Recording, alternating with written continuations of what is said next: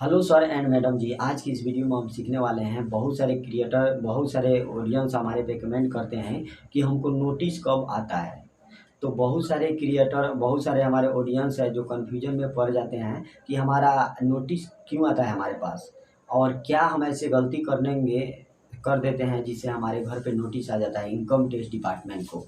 तो कैसे आपके घर पे नोटिस पहुंच जाता है? सबसे पहले मैं बता दूं, भारत के जितने भी नागरिक हैं उनको आईटीआर फाइल करना चाहिए। चाहे उनका आय 1 लाख हो, 2 लाख हो, 50,000 हो, 40,000 हो, इससे कोई बहस नहीं होता है। आईटीआर फाइल कीजिएगा तो आपको टैक्स भरना नहीं होता है।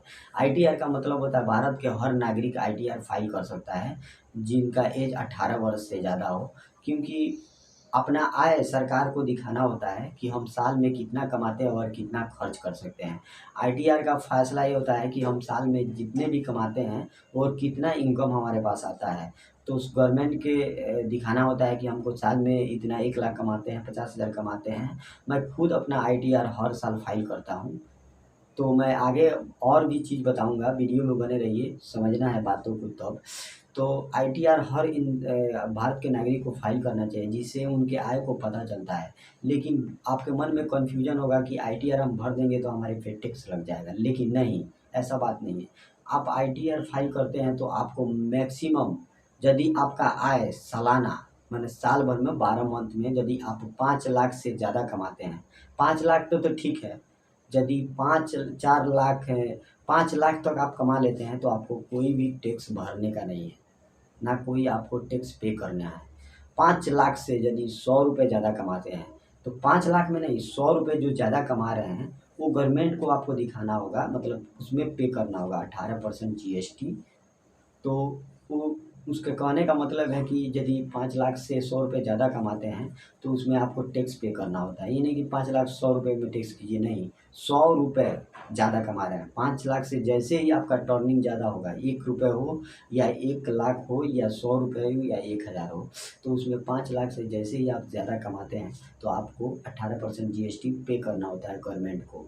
तो आप, यदि आपका आय 5 लाख से ज़्यादा हो तो आप सरकार को टैक्स पे कर सकते हैं।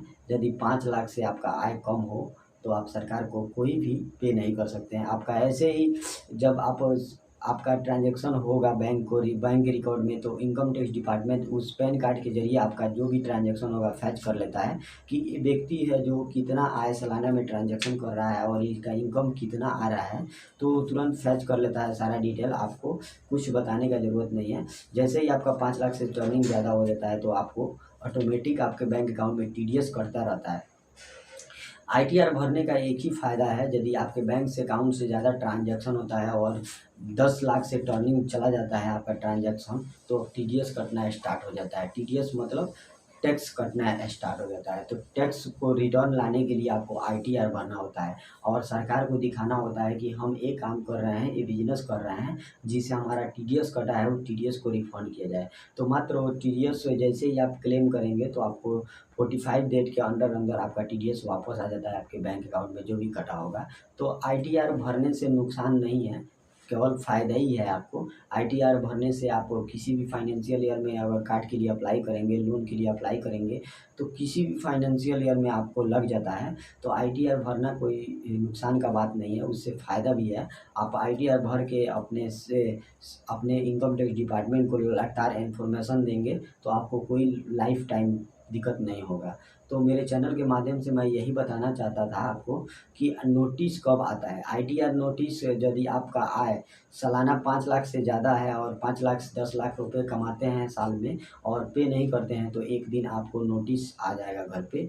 तो ज़ाहिर-सी बात है कि यदि आप 5 लाख से ज़्यादा कमाते हैं तो उस पे सरकार को, गवर्नमेंट पे टैक्स पे कीजिए और बताइए कि मैं इस विधि से कमा रहा हूँ। अगर बिज़नेस कर रहे हैं तो बिज़नेस का पर्पज़ का जीएसटी डालिए कि हम बिज़नेस